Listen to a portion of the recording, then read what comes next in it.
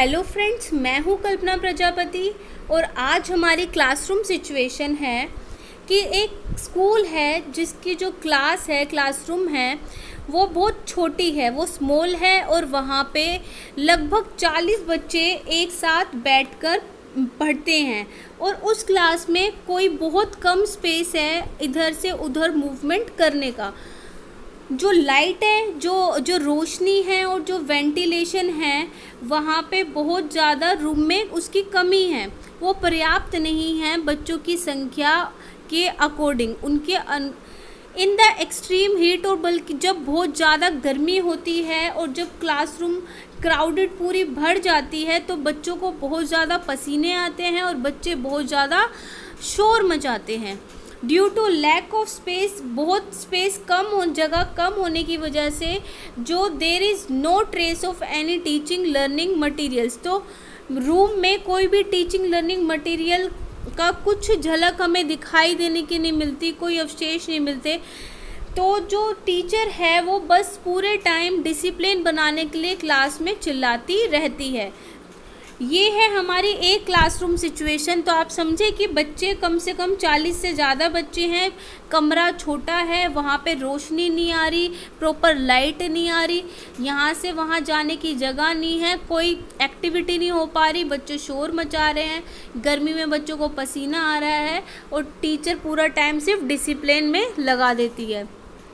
अब एक classroom situation है दूसरे स्कूल की, जहाँ पे सेम नंबर ऑफ स्टूडेंट्स हैं, वहाँ पे भी लगभग 40 बच्चे ही हैं और वो क्या है, अलग अलग एक्टिविटी में लगे हुए हैं सारे बच्चे।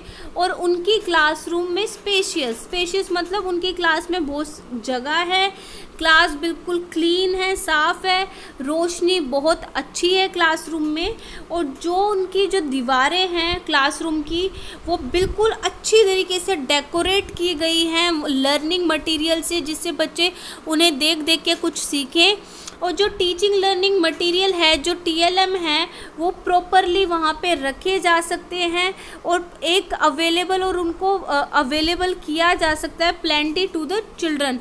हर बच्चे के पर्याप्त मात्रा में हर बच्चे के पास वो TLM टीचिंग लर्निंग मटेरियल भी वो उन्हें प्रोवाइड किया जाता है। जो टीचर यहाँ पे कैसी है, फ्रेंडली है और बच्चों की बात को समझ रही है।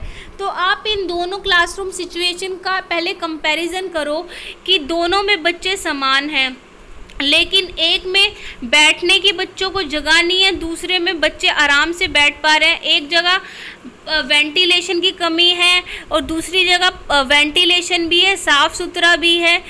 तो इन दोनों में आपने देखा कि वहाँ बच्चे सिचुएशन जो 3 है यहाँ पे उसमें बिल्कुल डिसिप्लिन में नहीं है, नॉइज़ कर रहे हैं और पूरा टाइम टीचर जो डिसिप्लिन करवा रही है, जबकि 4th में बच्चों को और टीचर में टीचिंग लर्निंग प्रोसेस वहाँ पे अच्छे से चल रहा है। तो अब आपने ये दोनों सिचुएशन के बारे में पढ़ा। अब आप पहले क्या करो, अपना क्लासरूम याद करो, जब आप स्कूल में जाते थे तब कौन सी सिचुएशन आपके साथ होती थी। अब सोचो, take a moment to think which of the above situation is conducive to effective learning and why. अब इन दोनों क्लासरूम सिचुएशंस में से आप बताओ कि कौन सी सिचुएशन ऐसी है जिसमें जो लर्निंग है वो अच्छी तरीके से करी जा सकती है और क्यों करी जा सकती है। Also think of your own school days, अपने स्कूल के बारे में भी सोचो, अपने स्कूल के दिनों के बारे में, और कौन कौन सी जो मेमोरीज़ हैं, यादें हैं जो वो आती हैं। What activities gave you more satisfaction in the process of learning? आप अपने स्कूल टाइम के बारे में सोचो कि कौन सी एक्टिविटी आपको उसे करने में मज़े आते थे। क्या आपको ऐसे कि ओवर क्राउडेड क्लास में बैठना ज़्यादा पसंद था, या जब आपकी क्लास में ज़्यादा जगह स्पेस हो तब आपको बैठना पसंद था। प्रोबेबली लगता है ज़्यादातर जो है सबको क्या है, फील्ड ट्रिप्स, बाहर घूमने जाना, ग्रुप में एक्टिविटी करना, प्रोजेक्ट करना, लर्निंग एक्टिविटी बाहर आउटसाइड करना क्लासरूम के कम्युनिटी में जाना, अपनी सोसाइटी में जाना, वो आपको बहुत ज़्यादा सेटिस्फेक्शन प्रोवाइड कराते थे, क्योंकि वहाँ पे आपको डायरेक्ट लर्निंग एक्सपीरियंस आपको मिल रहा होता था। ऐसी चीज़ें तो सबको याद रहती है कि हम आज भी पूछ लो कि हाँ हम ट्रिप पे गए थे, हम टूर पे गए थे, सबको याद रहती हैं ये। तो रियलिटी, जो इन रियलिटी में क्या होता है, जो वास्तविकता यही है, जो conducive learning environment do not just happen. Conducive learning environment हर कहीं नहीं हो सकता। वो कब होगा, वो करवाने के लिए, ये ऐसा एक एनवायरनमेंट क्रिएट करने के लिए जहाँ पे अच्छी तरीके से लर्निंग हो पाए, it needs to be created by, इसको क्रिएट किया जाता है। वो कैसे क्रिएट किया जाएगा? Physical environment. अगर हमारा फिज़िकल एनवायरनमेंट अच्छा होगा, क्लासरूम का साइज बच्चों के अकॉर्डिंग है, वो जो कलर जो है वॉल का कलर अच्छा है, जो फ्लोरिंग करी गई है वो भी प्रॉपर कलर में है, ज़्यादा डार्क नहीं होनी चाहिए फ्लोरिंग भी, प्रॉपर वेंटिलेशन आ रही है, लाइट मिल रही है, तो इन सब चीज़ों से क्या होगा, जो टीचर जो है वो क्लासरूम मैनेजमेंट वो अच्छे से कर पाएगी।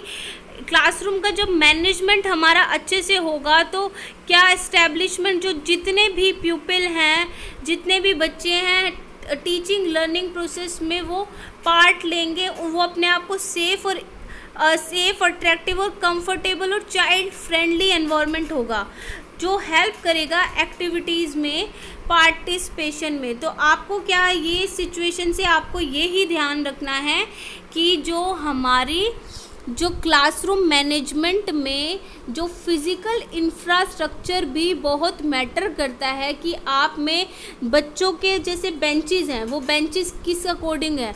अगर बेंचेस बच्चों की, मान लो आप पढ़ा रहे हो फर्स्ट क्लास के बच्चों को और वहाँ बेंचेस रखे हुए हैं 8th क्लास के बच्चों के लिए, या ऑपोजिट भी हो सकता है, तो कंफर्टेबल होके वो सिटिंग ही नहीं हो पाएगी, तो वो पढ़ाई में ध्यान कैसे देंगे।